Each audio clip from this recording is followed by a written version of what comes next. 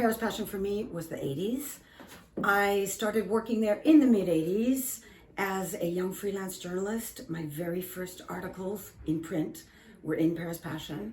I went to New York with a portfolio filled with those articles on Jean Barthé, a Paris hat maker, on a young designer called Christian Lacroix, a fledgling designer who designed in his studio on the Rue de Bellechasse called Asdinalaya. I mean, it was a fabulous time. And thanks to Paris Passion, I was privy to all of that. I was really behind the scenes, as so many of us on the Fashion Dream Team were in those days. Great magazine, glossy, large format.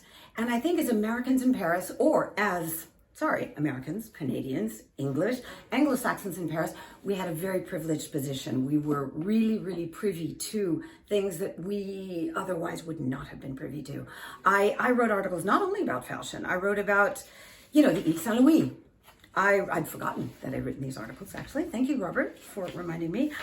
The decline of the Champs-Élysées, the Paris nightlife scene, and I love this one, broadcast news on the prevalence of pornography on French primetime television. We were thrown into a maelstrom of cultural excitement in the 80s as foreigners that I'm not even sure French journalists would have been privy to. So I thank Paris Passion for providing me with the initial fodder for my future career.